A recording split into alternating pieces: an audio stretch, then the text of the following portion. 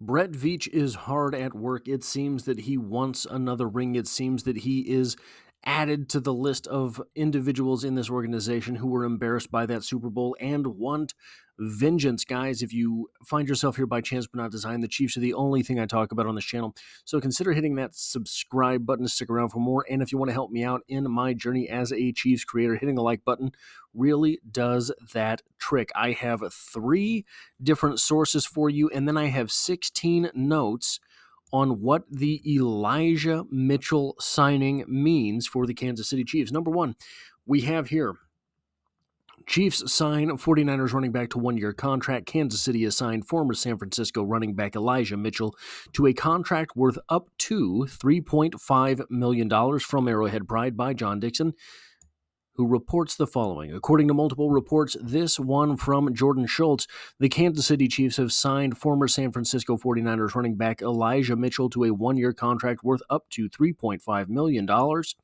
He appeared in only 5 games the following year, so after his rookie year, with 1 start after suffering 2 different MCL injuries, then 11 more, including 1 start in 2023, accumulating 560 yards and 4 touchdowns on 120 carries over those 2 years. Shortly before last year's final cutdown, San Francisco placed him on its injured reserve list with a hamstring injury. He spent the rest of the season there. So we will get back to this idea in a moment. But another source, Chiefs to sign ex-49ers running back Elijah Mitchell, source says from ESPN. In 4 NFL seasons, Mitchell, 26, has never played more than 11 regular season games and missed the entire 2024 season because of a hamstring injury. He's also battled shoulder, finger, rib, concussion, and knee issues. All of that has limited Mitchell, 27, in 4 seasons with 1,523 rushing yards and 9 touchdowns while averaging 4.7 yards per carry. I know on the outset this all seems very negative, but I promise we're going to be coming back to some positive points here. But I did want to get this final article in here because I think that it is absolutely pivotal. San Francisco 49ers, so this isn't on the signing, this is from last preseason. San Francisco 49ers running back Elijah Mitchell on IR out for season from ESPN by Nick Wagner. After returning to practice last week following a hamstring injury, San Francisco 49ers running back Elijah Mitchell's comeback hit a significant roadblock on Tuesday. In a bit of a surprise move, the Niners placed Mitchell on injured reserve on Tuesday afternoon and did not use one of their designations for Mitchell to return, which rules him out for the season. They knew immediately he was done for the year. A source told ESPN on Tuesday evening that Mitchell suffered another, more severe hamstring injury this week. That injury is believed to have happened during the team's practice on Monday, when Mitchell was in uniform and participated in individual drills but did not take part in any of the team periods. Mitchell's injury is the latest in a series of ailments that have prevented him from gaining traction as a top option in San Francisco's running game and could mean he has played his final game for the team. And indeed, it did mean just that. This is the 4th and final year on Mitchell's rookie contract, making him an unrestricted free agent. After the season, in his 3 previous campaigns, Mitchell has appeared in just 27 games with 12 starts because of various injuries, including rib, finger, knee, and shoulder issues. As a rookie in 2021, Mitchell burst onto the scene by rushing for 963 yards and 5 touchdowns in 11 games after replacing an injured Raheem Mostert as the starter. But Mitchell appeared in just 5 games in 2022 when the Niners traded for Christian McCaffrey, who has taken the bulk of the running back snaps since his arrival in October of that year. In this year's training camp, Mitchell was in a competition with Jordan Mason to be McCaffrey's primary backup before hurting his hamstring the first time in early August. In his 2 previous seasons, Mason averaged 5.6 yards per attempt on 83 carries and 4 touchdowns. Mason's improved versus that's all about Mason. That's fine. We don't need that. So this raises the question, who is Elijah Mitchell? Well, we have some numbers here from his pro day. 5'10" and a quarter, 201 pounds. This is the classic Andy Reid running back size. 31-inch arms, 9.5-inch hands, 4.35. 40-yard dash. Now he has suffered multiple hamstring injuries in his time in the NFL, during his time in the NFL. So does that 4.35 still stand? We will have to see. A 1.5, 10-yard split, another good number there. 37.5-inch vertical, absolutely a great number there. 10-foot 8-inch broad jump, and 17 reps on the bench press. This is a solid running back. But again, we have injury concerns. In 4 seasons, he's played 27 games. In 4 seasons, he started 8 games. So you are looking at a guy who simply cannot stay on the field. Now, we have a $3.5 million up to contract, meaning that he's signed for something considerably less, well, maybe considerably less, but certainly less than $3.5 million on that deal. How much of what he signed is, in fact, incentives? If this, I'm telling you right now, before we even get into the notes, if this guy can stay on the field, the Kansas City Chiefs offense, if he is who he was, the Kansas City Chiefs offense will be nasty. You see here 207 attempts and 963 yards as a rookie, a 4.7-yard average. Then in 2022, he had just 45 attempts, but got 279 yards on those attempts. That is a 6.2-yard average. It is difficult. You have to imagine it's difficult to keep a guy off the field who can average 6.2 yards per carry. And then in 2023, saw 11 games, started 1, 75 attempts, 281 yards, only a 3.7-yard average, had the injuries started to take a toll by then.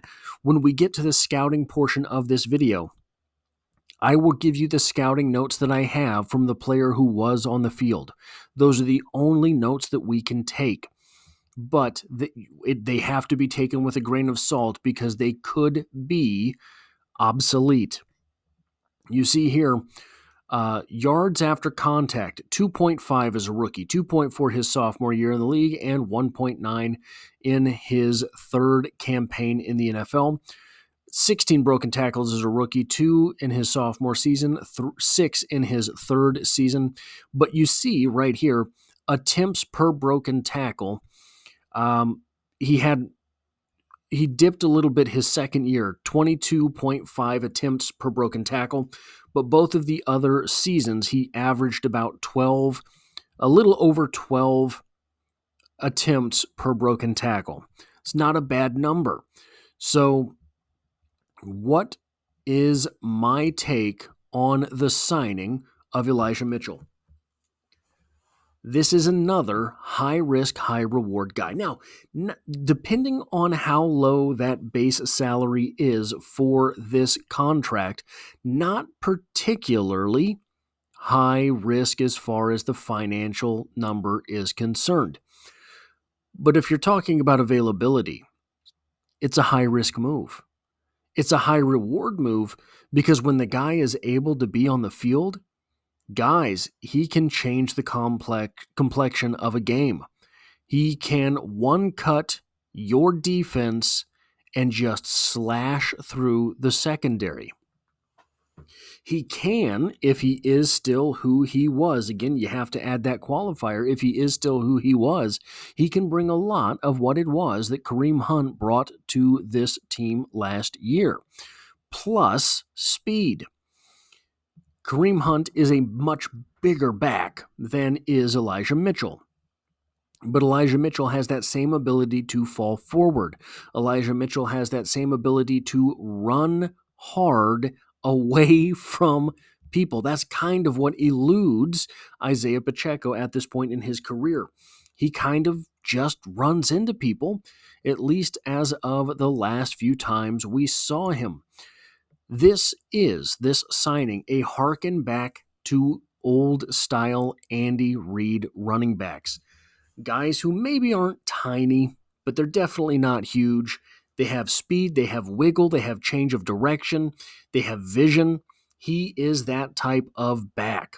So this could be exactly what it is that the Kansas City Chiefs need, from that department to make the Chiefs' offense look the way it did, right? You would notice with all of these maybe less talented, certainly smaller running backs that came before Isaiah Pacheco, the offense just kind of crept along better. When it stalled out, it didn't stall out in as painful a fashion as sometimes it does with Isaiah Pacheco on the field. And I think part of that is that Isaiah Pacheco does not have the vision to elude contact at the line of scrimmage. From what we've seen from him, other running backs, previous running backs, even the smaller guys, even the guys that I would absolutely take Isaiah Pacheco over, they're better at eluding contact at the line of scrimmage. And Isaiah Pacheco has not picked that up yet. Now, the next note here, number 3, $3.5 million is not a small contract, especially when, Elijah Mitchell was drafted in the 6th round. You can get running backs late in the draft. We don't know at this point, at least I don't know at this point, how small that base contract is. It's possible it's a $1 million base contract, and then you have incentives on top, so that if he is not able to perform up to the ability that he did have, then it's not costing you all that much. Still, it's more than you would be spending on a rookie if you got that rookie in the 5th, 6th, 7th rounds. It is more than you would be spending on a rookie if you got that rookie as a UDFA. These types of players all the time come into the NFL and produce. Elijah Mitchell himself, a 6th round pick. So it is a financial commitment that I don't know I was fully expecting the Chiefs to make. Brett Veach right now is spending money like a drunken sailor. He is spending money like he is on a revenge tour. He is spending money like John Wick in a gun store. And kudos. I mean, it's been a long time since we've had a general manager in Kansas City who was this blatantly aggressive, but it has to work out, right? We've talked about it on this channel a whole lot, a lot of the sort of free agent signings that Brett Veach has made kind of haven't worked out, or haven't worked out all that well. If Elijah Mitchell is able to stay healthy, I have full confidence that this will be a signing that does work out. If he's the same guy he was. Now, the one caveat that needs to be said here, he was in San Francisco, which means that he had elite run blocking and elite run scheming in that offense. I won't necessarily say that we have seen Andy Reid get lazy in his run game scheming the past few seasons, but I certainly don't think it is what it was. And Andy Reid has always been someone who is quick to neglect a running back. Those things said, I do think that, well, I'll get to that point later, but I do think that it is translatable. His success is translatable to what it is that the Kansas City Chiefs do. I don't think he has to have all of the benefits that he did in San Francisco. A lot of those, once he got past the line of scrimmage, he was able to make a lot of things happen for himself. How was he able to make those things happen for himself? Well, he has great balance, for one. Great balance.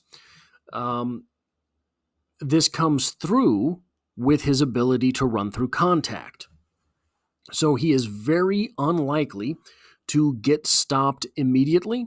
He's very likely to fall forward.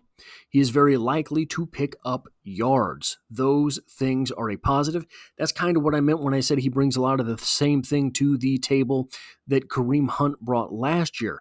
The difference between when Isaiah Pacheco started the season and when Kareem Hunt took over, you saw a bump in offensive productivity because Kareem Hunt just didn't lose yards. Kareem Hunt was very good at not losing yards. Even if he met someone in the backfield, he could get back to the line of scrimmage. Isaiah Pacheco has not proven the ability to do that so far in his NFL career. Should Elijah Mitchell be healthy, he can do that. He also has plus vision. I don't know if I would call it elite because, and only because, the scheme in San Francisco is so good. So I don't know exactly how much of what he does at the line of scrimmage is coached and how much is him having the ball in his hand and knowing where he has to go, if that makes any sense. But once he gets into the open field, he maintains that vision, and he is elite in traffic. It, at times, was very surprising to see him make some of the moves that he did on the field, because what was happening was he was cutting and running forward right in front of a player in the NFL. So he's right there neck and neck with people on the field, and they just don't tackle him. So if he does still have that ability, sort of a wraith-like ability to jump in and out of traffic downfield,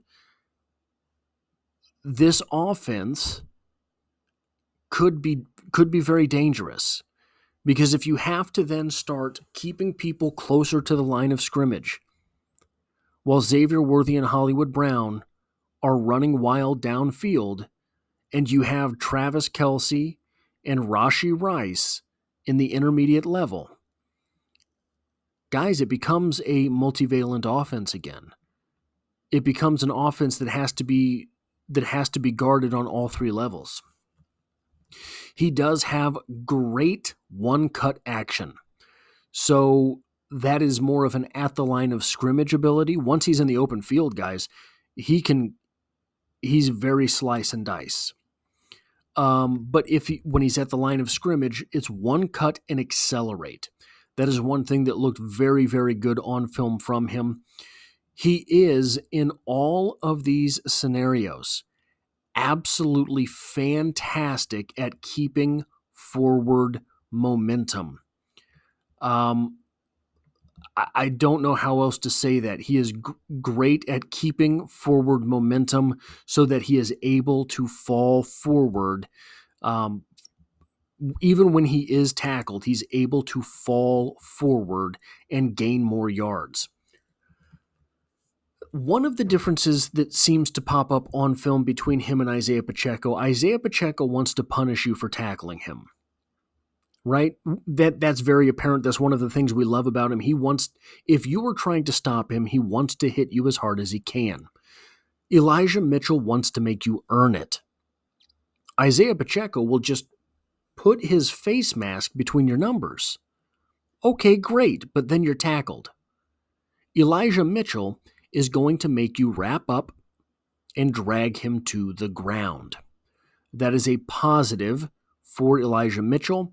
Look, if Isaiah Pacheco were 20 pounds heavier, maybe wanting to punish you for tackling him would work out better for him. Does that make any sense? I think he's just too small for that sensibility to really work out. There was an NFL Films moment with Ray Lewis and Eddie George. And Eddie George, stout, compact, I don't know if you remember him, was talking to Ray Lewis on the field. And Ray Lewis was going wild on him, telling him what he was going to do. And Eddie George simply told him, "You're too light in the butt." He didn't use the word butt. But if you ever saw Ray Lewis's build, Ray Lewis was like 80% top half. He was 80% arms and chest. His legs did not match the build. And Eddie George was able to fall forward. Isaiah Pacheco seems to be too light in the butt for some of the things that he wants to do on the field. This signing, by the way, if Elijah Mitchell is able to stay healthy, could guarantee Carson Steele's roster spot. That sounds counterintuitive. Elijah Mitchell is so good off of blockers, does such good work off of blockers, that I think he makes keeping a fullback on the roster absolutely worth it. The looks that he can give you on offense, if he's able to work off of someone else's block, makes keeping that other player worth it. The Kansas City Chiefs could be in another roster crunch scenario this year. This is also going to make things easier on Travis Kelce because he's very good. I didn't notice a whole lot of in the flats. I didn't notice a whole lot of wheel routes. But that thing where you go to the line of scrimmage and flare out as opposed to flaring out to the flats, where you kind of just go to the line of scrimmage and turn around, he's very good at that. That means that a linebacker cannot keep Travis Kelce in his field of view because he's got the running back here he has to pay attention to as well. Because if he can catch that ball, turn around with 4.35 speed and get 15 yards upfield lickety-split, all of a sudden, that's a problem. The Kansas City Chiefs have not had a running back receiving threat in that fashion for a while. So that's another thing that makes it's an invisible thing that makes the offense run more smoothly. I think in his film, you see a lot of what we hoped Isaiah Pacheco was going to be. A hard-nosed, fast-running running back who's able to fall forward. I think we all thought Isaiah Pacheco was going to get to that point in his career. He has not yet. That's not to say that he cannot. He has not yet. I do think that by a few weeks into the season, Elijah Mitchell, if he's healthy, could be your starting running back. One more thing that I have to say here. The upside on this signing is absolutely massive, especially when you take into account Trey Smith, Creed Humphrey, and Kingsley Suamataia are going to be the interior of this offensive line. Say what you want to about Kingsley. He's an athlete, and he can absolutely dominate people in the running game. Add to that the violence and fury of Trey Smith. Add to that the tactical precision of Creed Humphrey.